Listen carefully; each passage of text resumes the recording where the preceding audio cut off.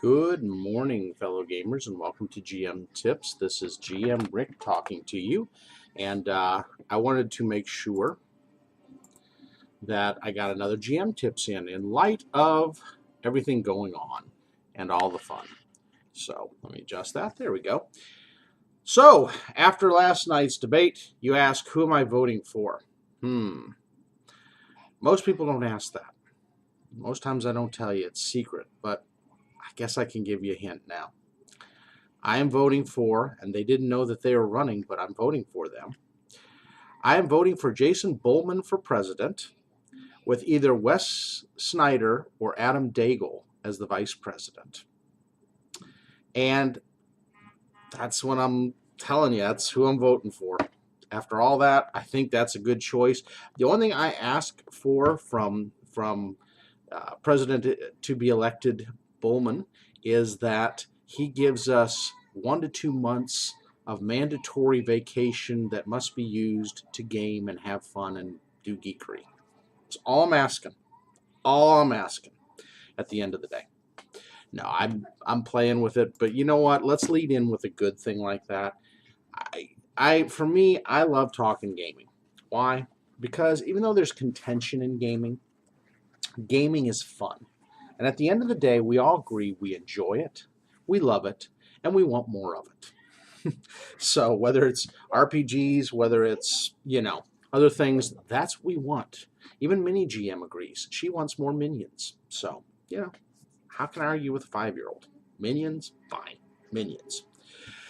So, that said, leading into this morning, the topic of the day that I want to discuss a little bit more is prep for a gaming session. And I think that's something that at the end of the day, I hate when I got a spot on my lip. At the end of the day, there's some good tips when it comes to prepping for a game session. Now, one of the things, and I got to watch, and I recommend doing this to those who haven't gotten to do a lot of this, definitely watch some of the gaming casts and blogs. Ask Ren does a great one with his Fluffy Dice. Oh, excuse me, not Fluffy. It's the forget it. Exploding Dice. Ask Ren. Sorry, having a morning moment on Monday. So definitely a good one to watch. One of the other ones that I really like is No Direction. Love those guys. I'm really becoming hooked on them as time goes on. And there's so many more. Don't get me wrong. These are just 2 out of a highlighted plethora of ones that we have out there. We're very fortunate as a gaming community to have a lot of people who will do video casts, bring people on, and post them up on YouTube so we can watch the greatness. Now, that said,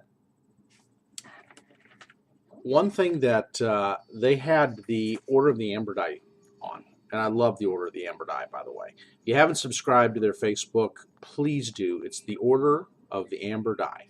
And they are a just fun group of guys who get together and do these marathon sessions to go through adventure paths or mega dungeons. And the antics and fun of that group is just priceless. What I love about them is that they really do that grind session because that's the time they can get together each year. They get together several times and do these sessions. And they really put it to the test. And one of the things that Adam, their DM/GM, said that I really appreciate is that we really try to leave it in its original form, whatever we're running. We don't modify it. We don't do the things. We give the nods to the authors that they know the material better than us. And I really like that approach. And I think as we go in as GMs, sometimes we've got to be very careful. I think sometimes that we don't convert everything that we get to what we want it to be. I truly believe that running things in the original form sometimes is a good thing. I did that with Skull and Shackles. I really love that I did. I think the authors there of that whole path did a tremendous job. It brought back my love of piracy again and water campaigns and just really doing things in that fashion. And I know that that's not so much prep as it is saying that sometimes reading the module or reading the adventure path and just going with it in understanding how and in what vein it was written and going with it is the best way of doing things. I truly believe that.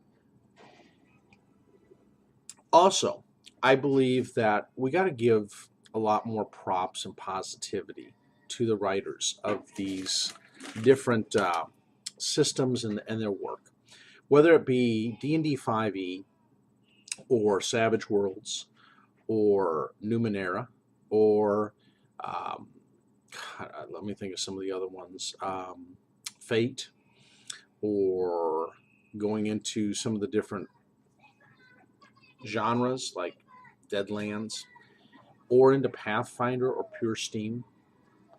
I think we, I think we really need to appreciate a lot more what the people writing these things go through and the amount of creativity they have. I really want to give huge props to Adam Daigle's team and to Wes Schneider and to Amanda Heyman Coons and to Mark Sefter, who works under uh, Jason Bowman and his team, to James Jacobs, to James Suter. I think, and the list goes on, Crystal Frazier. I think all these different people who work in this industry and who really pour their hearts into this material do an overall really solid job of writing this material. They really build the background around it. They pick the creative team that can put it together in such a way there's cohesiveness to one path after the other or one book after the other, campaign book. They've done a great job of assigning the world to different people and different creative geniuses at the company. And I really appreciate the amount of time and effort they really put into it. I'll say the same of Kobold Press, and I will say the same of Purple Swan, and I will say the same of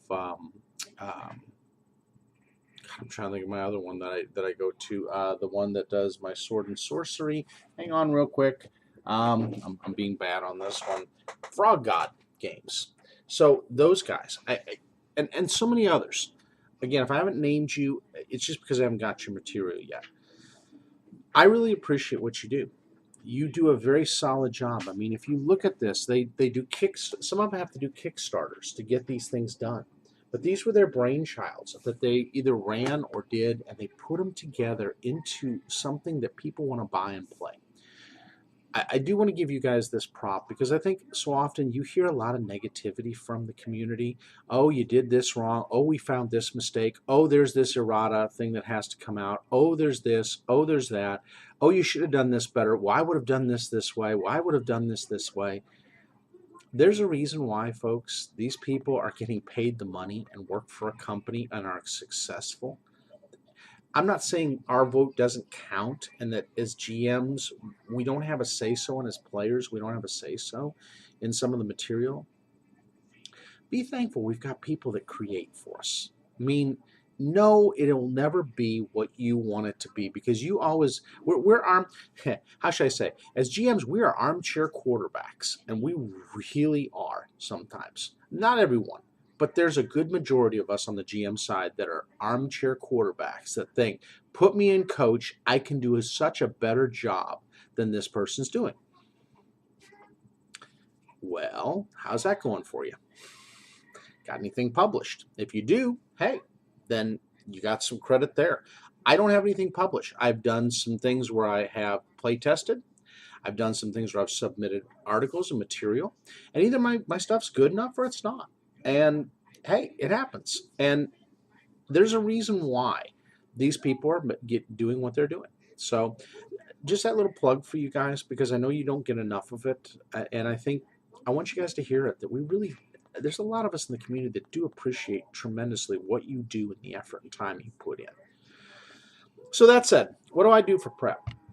Number one, I spend time beforehand. Now mine's every 2-week campaign. So I spend time over the 2 weeks getting more familiar with the region of the world that the adventure path is placed in. So in the current one that I'm with, I'm in the Reign of Winter. So I take the different realms associated with the Reign of Winter, And I will sit down and I will get some information. And I put together that information. So, my binder. Do I make copies? Of course I do. So some of the stuff that I'll show you. And this is my mantra. Whoops, sorry. That I write down. And what does that mantra say? And I know that unfortunately my camera does not do justice to this, so I will tell you what it says. Fight. Fun, interesting, tactical encounter. Always keep that in mind as a GM. Stuff I learned from Evil Squeegee. And yes, Squeegee, I did write this stuff down and take it verbatim for what you said to give you that thing. The story. Going back through the goal, the obstacle, the characters, and the attempts of what they're doing. The goal and obstacle are created by me. The character and the attempt are the characters that play it, and the attempt always come from the players. Never decide what will happen. Love that to the nth degree.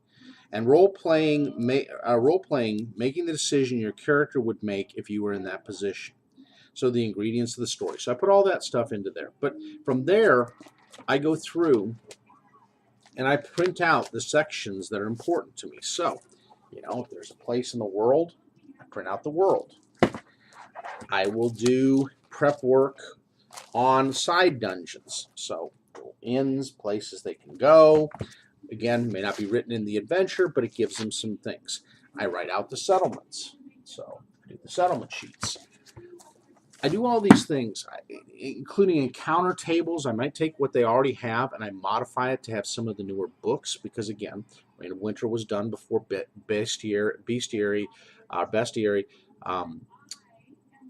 3, 4, and 5. Again, making sure I have those creatures put into there and making sure that the CRs make sense for the party. Because, again, even with 4 players, 5 players, or 6 players, you're going to adjust. And you're going to adjust by the power rating of a class. So you got to look at your characters, your PCs, and say to yourself, are my encounters challenging enough? Or are they just walking through them like chaff? And so, you got to really look at that and review that each week. And take the time. How much time? That's up to you. I spend probably 6 to 9 hours a week, to my fiance's chagrin, of prep work. And so that's 18 hours before each session that I do. Why do I do that? So that my sessions are that much more fun and just thought out. I'm not mapping a course for the players. They're going to go whatever direction they're going to go. And I'm not a believer at all in necessarily hurting the wild jackalopes along, as I call my players, my wild jackalopes. I just try to give little tidbits and incentives to look certain ways, but it's up to them. The last session of Reign of Winter and Mother Maiden Crone, they went off on side adventures that had some tie-ins that I gave them to their background stories. They love that. They love that I take, and again, I know I'm going against what the Order of the Amber Die says on that, in leaving it what the author intended. I do leave the modules intact. Sometimes I modify the NPCs to have the more up-to-date classes. So I do what you guys do when you rewrite the books. And otherwise, I try to leave the story pretty straightforward in what it is and the path pretty much what it is. The decisions that the party makes will all play out how the NPCs and the different encounters go, but that's how I do things. I take time the day of, and I set up my tables. And that's one of the things you do. Leave yourself time to set up in the morning. I set out the tables. I sweep the area, make the house look as presentable as I'm going to make it with my fiance. And she does a tremendous job of supporting me. And mad props to Kim for all the things she does. She is very supportive in everything I do, and I really appreciate that. I also lay out the maps. So I lay down the different hex material that you have, the erasable marker, and I will draw out things. I'll put fog of war over certain ones where it's necessary, or if it's already known, I just put it out as it is. And I keep it week to week. I have my battle board where I have all the names, and so I write all that out, I erase everything off, get all that prepped and ready to go. Why is that? So that I'm not having to juggle and jumble around, jumble around when I'm doing things as a GM. I don't want to waste a lot of time on little side things that takes away from me being the storyteller to the party. Then I look through the section that they're going to go through. This week, one of the things I did was there were some riddles and some answers given to the party at some point. Not going to tell you what because it would be a spoiler. I wrote those out because I know it's been 4 to 5 sessions since they went through Darothrust. Again, another place in the adventure that is not fleshed out, but's there if the party wants to go there. They went there, and so I got to have the fun of mapping out Darothrust, and you'll learn more about Darothrust at a later point. But they didn't get to do a lot when it came to the actual let's go get the person we're supposed to retrieve. And so I left them the riddles and I rewrote everything out because I know they were taking copious notes. I saw it during the session, but I knew they weren't going to find them at any time soon. So I made it easy for my players. I know sometimes as GMs, we want to make sure they're listening and writing stuff down. However, if you see they're doing that and you know it's somewhere in their notebook and it's been weeks since they've written it down, please, please, please, GMs, don't torture them and make them have to go find it. I know it's us saying, hey, we want you to be a part of the game and plugged in. Look, if they're showing they're plugged in by taking notes in the first place, give them the nod and the benefit of the doubt and just write it out for them as a player aid and put it down on the table. They will thank you. In fact, they did. The group thanked me profusely that I did that. And they said, I wouldn't have remembered where it was. That's just me being the caring GM and trying to say, look, I want this to be a good experience for you. A challenging one, but a good one. And so I will do little things like that. It goes a long way. So don't be afraid to do that. I mean, write out player aids, make copies of the ones out of the books, print them off, have them ready to go. And even if you got to reprint them again for your players and burn a little more ink, it's okay because if there's been time from when they've run into that, they're not going to remember. Some of them might if you tickle their mind a little bit and get them going, but otherwise they're just not going to remember it. And then you're going to have them just sitting there frustratedly trying to think back through what you said to them as a GM. Try to think about that. So that's one of the things I do. I also try to refresh myself on any spells cast on the party or situations. I know my one guy's been doing a great job of keeping his paranoia. I've used paranoia in there with as part of the madness end of things because of some of the stuff they saw in Darothrust. So he's done a great job of continuing to play his character that way. And in fact, he's taken it kind of as, I don't want to cure it, I like it as a defect of my war priest. So I'm letting him run with it. I'm not going to tell him, hey, go heal it if you don't want to heal it. Do what you got to do to really, allow your players to have their little bit of say-so in what they want to do. And then I refresh myself on my characters' backgrounds again. And that's up to a GM. We constantly need to be looking over before session our players' backgrounds if they've worked on that so hard. And if they've given you goals, to look through those again. And then look for ways that you can just, give little tidbits of answers to what they're trying to reach or achieve. Give them that little bit of rope that they need to go out there and explore. So you're just kind of lowering them down to explore a little bit. And you want to do that to keep their interest because then they know, okay, everything I wrote out on my background story was not for just the sheer fact my GM wanted me to do that. They really do care about what my player wants to do and what I want to do. And so they're really taking the time to do that. So make sure you do that. And give them the same respect that you ask them to give you as a GM or a DM. Really do that with their background stories. Another thing I do is I look at where they are level-wise. And in some cases, you can say, well, if you leave everything as it is, then they should be here. Well, unfortunately, with the side quests, my characters are a little farther along. They should be 8th level, they're 10th level. So now I have to adjust a little bit to make it more challenging. But that's okay. That's one of the parts of what is written in those adventure paths, is ideas on how to adjust encounters. Now, Paizo's gotten away from that a little bit more. D&D may do the same thing. D&D used to do that religiously, and all the different side writers companies would give you, here's if you have 4 players, but if the party's a little bit farther along, then you want to adjust it either direction. I love that helping thought. And that's something that maybe if it's not there as a GM, you should take a little time to prep it out. Okay, if my players are here, I'll leave it like this. However, if they're not, here's how I'm going to adjust it this way. If they're above it, or if they're below the goal, here's how I'm going to adjust it.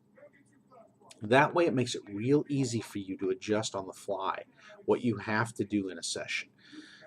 The last thing you want to be doing is being frustrated about the fact that your encounters are just not challenging enough for your players. So keep that in mind. Any type of social combat, if you know they're going to use social combat, or your players have been leaning away skill set wise of using skills over force, play that in too, and how the XP will play out. A lot of times for resolving an encounter, Paizo's done a tremendous job of writing that out, as has D&D 5e, as have others. But if they haven't, then it's up to you as the GM to write those type of things out, so that way you have that available and ready. Also, get out, again, and it's up to you. Some GMs are not huge fans of the visual, so putting out minis, doing maps, whatever, they want players to think it in their mind. I'm a huge believer in it. I'm a proponent of miniatures, so I've got whole sets of miniatures that I'll set up and put out. And I don't say to my players, now if there's some special ones, I keep them behind my screen. If there's ones that they've encountered and know are in the region, I just leave them out to the side. No big deal, because otherwise everything behind your screen is going to get crazy. Keep that. Now, one of the other things I do is make sure that I have the rules, because again, even as GMs, when we start out, through our first few years, there's a lot of material to learn and new rules.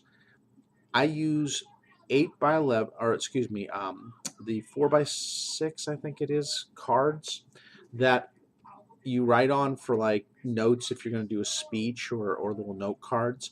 I'll put out what is what, just short synopsis and blurbs. Okay, asunder is this. If asunder goes this way, it's this. If it doesn't go this way, it's this. So I have all those rules there. Why is that? Players sometimes are going to take you to task that you don't know the rules, and you may not.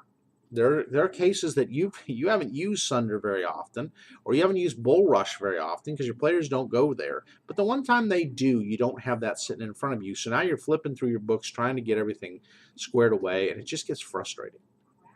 Put them on cards. I'm learning that the more we do stuff like that, and I've also, my fiance was nice enough to get the rules cards for me. So beautiful thing for Paizo. I can lay those down and take a look, and it's indisputable. That's like condition cards. I got the condition cards. So I say to the character, if you're nauseated, here's what it is. And I hand them the card. Then there is no question as to the rules, and they follow them. My players do that. They're like, okay, so I'm this. Okay, no problem. I got it. And they keep that. And then how many rounds? They'll put a dice over for how many rounds, and we'll count through. And I'll tell them, flip your dice, flip your dice. It just makes things smooth, and it keeps everybody on the same page. And that's something that we do as GMs and DMs. We got to coordinate a little bit that to make it flow smoother. One of the other things I do, and this is important, is I get into the heads of the NPCs. I look at how the adventure path was written, and then I look at the character that the writer has given them. And then from there I expand a little bit on the personality. Look, if somebody is misogynistic, they're misogynistic, and I'm going to play them misogynistic. If they're flippant, I play them flippant. If they're greedy, I play them greedy. And I do little flares to them to make it just so it gets under the character's skin just ever so slightly. Not enough that they want to kill the person, but boy, it just rubs them wrong sometimes. And I don't do it all in every case. Sometimes I do it for likability. And some people, like my NPC, Remaley, who's there. She's a little fey swashbuckler. The party looks at her like a mascot. She is their little, she dives into the battle with them. She's not afraid to stand with them and do whatever, stand toe-to-toe in the fray. They love her, and they will go out of their way to protect her, more than any of my other NPCs that have come along. She has become an endeared part of the party. And people even give her magic items, which most parties don't like giving NPCs magic items. They'll do that.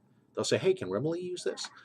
I love that they do that. And that just shows, as a GM, you're doing the right things when the characters either really hate or really love your NPCs. So take that time and really prep on that. Really prep again on the politicking of a region. You don't have to necessarily follow exactly what Paizo puts out, or Wizards of the Coast, or Monte Cook, or any of the others. But here's my point to you. It's always good to read on it and think about it. And if you want to keep their standard things, then make sure you understand the politic of a region. We don't often. And we just go on the fly of what we think it would be. But like I was reading with Simon Munoz the other day. Love Simon. Great guy. Love bantering with him about gaming. And he and I agree. One of the things is, like for instance, in Cheliax, the Infernal Empire, Asmodeus is the one that's always thought of as their main deity. But they're a political element, and they're just one of many diabolicals. In fact, most Chelaxians will be beholden to someone else other than Asmodeus. Oh, yes, they show deference because he is the chief devil. But they may like Baal, or they may like Moloch, or they may like someone else. And that's the whole point in working with them, is they may have all these things going on, but there's where their heart really is, and they picked other things. So they give deference to one, but don't necessarily worship them. So getting to know the politic of that region, and say maybe this city has a slant more this way, or has more followers this way, that helps you to get into things. Understanding the organizations. So if there's organizations, and I'll pick since I'm in Cheliax with this example, the Hell Knights. Do you understand their different orders? Do you understand their origins? Do you understand that they have nothing to do really with Asmodeus? They're more they were formed under Erodin in his time, but there is influence that has pervaded into there from the Asmodeans. But most of the orders aren't under that law. But because the Chelish Empire follows that, and the Through Knights, so long as it keeps law and order in that empire, they will follow it to a certain level. Doesn't mean they like it, doesn't mean they always agree with it. So it's kind of, you get to know these organizations and take the time before each session to prep a little bit on them, like the Red Mantis groups, the Assassins, the Red Mantis Assassins, or the Aspis Consortium.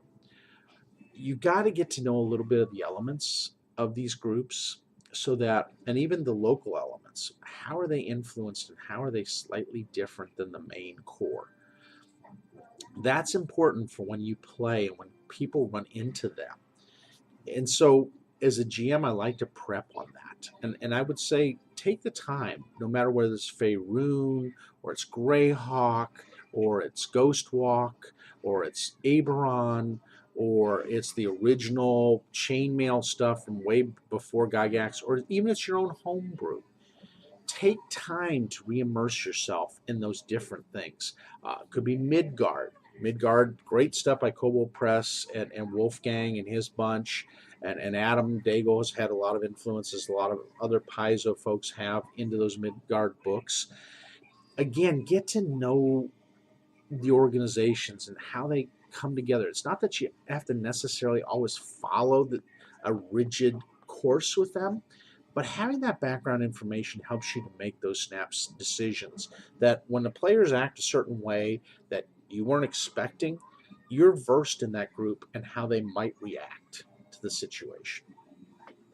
So prep work with that. I also make sure I get the condition cards, the critical cards, all these other things. Some people love them. Some people like the whole critical system and the fumble system of Paizo. And some people don't. Some people like more the simplicity of Wizards. It's up to you. But have that material with you. That way you've got that prepped and ready to go in your session. And you can use it to enhance the whole experience. Having music set for the session. So pick out an artist or a different type of genre of music. There's a lot of different types. There's Pirates of the Caribbean. There's Last of the Mohicans. There is, geez, I do a whole, I'm not going to go rehash my whole last GM tips, but go see my last GM tips on creativity and how to inspire the creative juices. I give a lot of my soundtracks that I use, and you may have some other ones that you like to use. Have that all queued and ready to go. I think at the end of the day, the most final thing in the prep, take some deep breaths and realize your party and your players are individuals. They're going to be themselves. Sometimes that's tough, and sometimes you're going to have players that just really take you to the ragged edge as a GM by their play style. They rub you raw. And again, it happens. People have personalities. They make their decisions. Some things will rub you raw. And you have to make a decision of when to be, I'm going to put my foot down, and when to be, just going to take a deep breath and let it go, or when I'm going to mute them if they're remote. When do I hit mute? The last thing your party wants is a bunch of bickering, and it's not fun. And as a GM, apologize if you're part of that bickering at the end. It never hurts, and I do. I mean, when there's times when my things run high, my emotions, and I have to apologize and sincerely mean it. That if I really screwed something up, I screwed it up. But be prepared for that, and try to prep for that, and try to put situations that give that player type the ability to blossom and be what they are without bothering you. And that's important. We had a thing that went on in our session, and again, I'm not going to name names. I don't want the person to feel like I'm singling them out by name.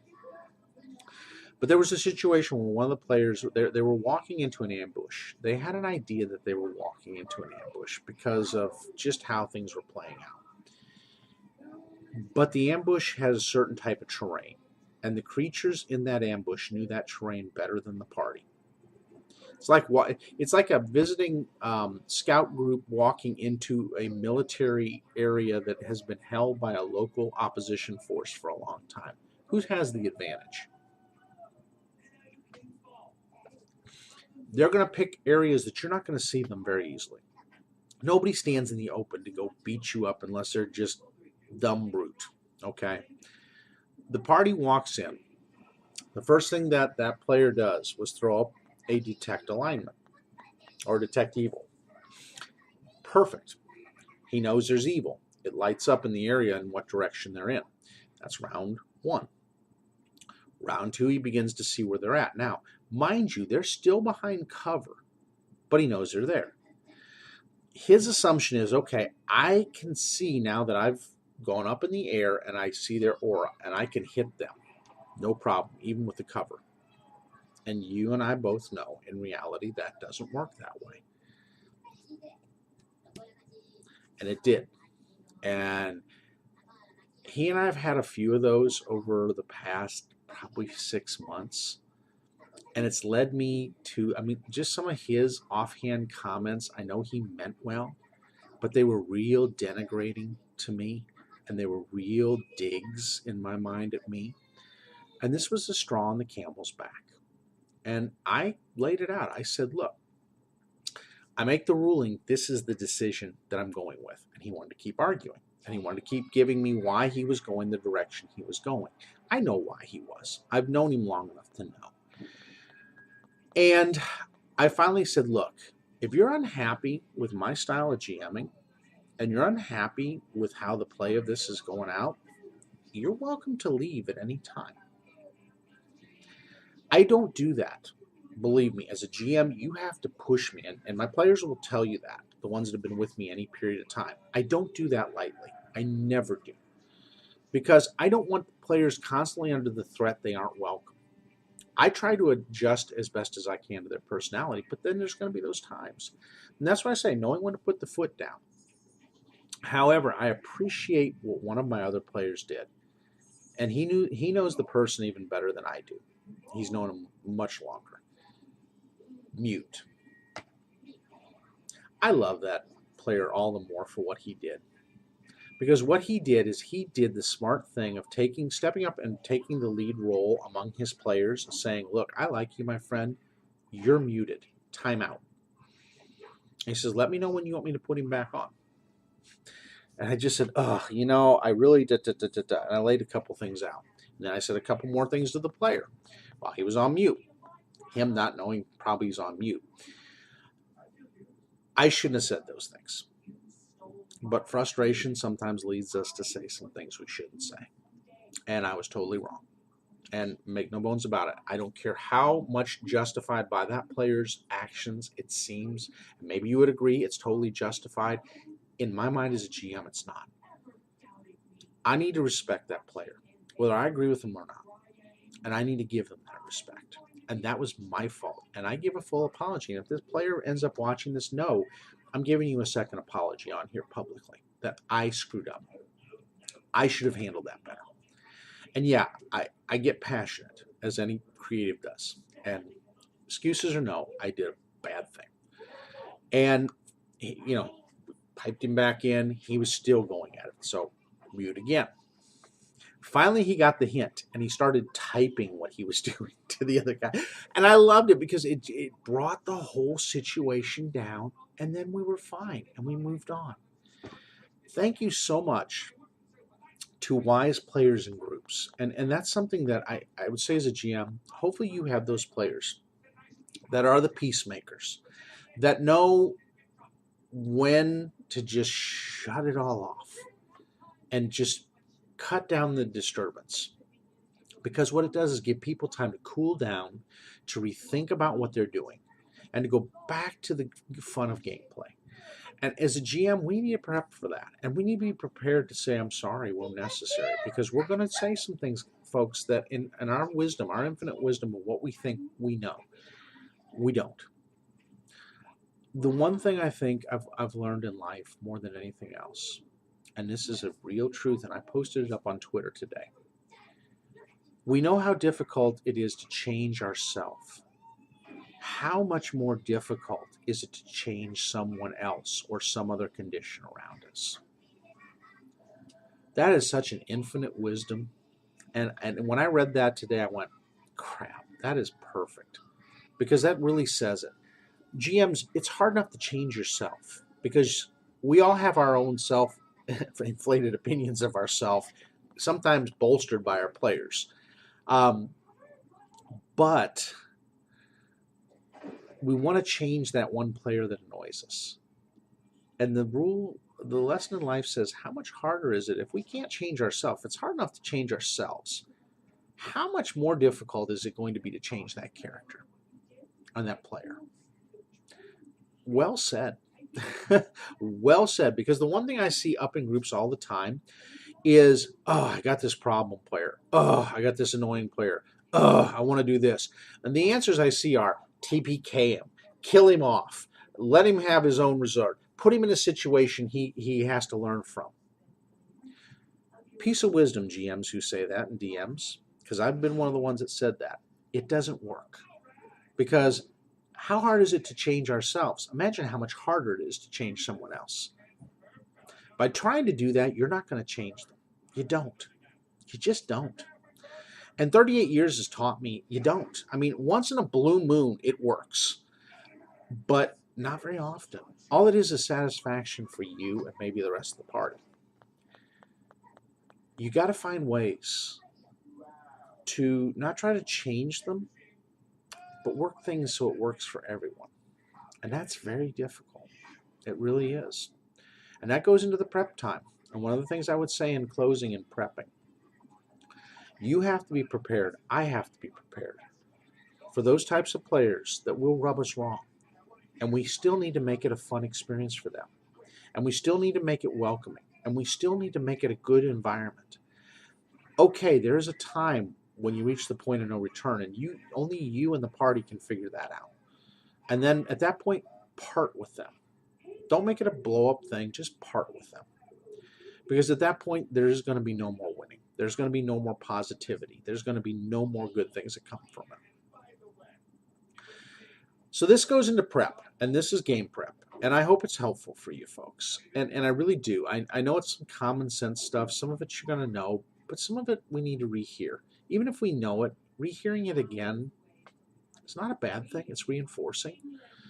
And I hope, if you've got your own input for these things, please, as I say always at the ends of these YouTube videos, please post it under the YouTube video. Please post it on wherever I post it, Facebook, Twitter, Tumblr.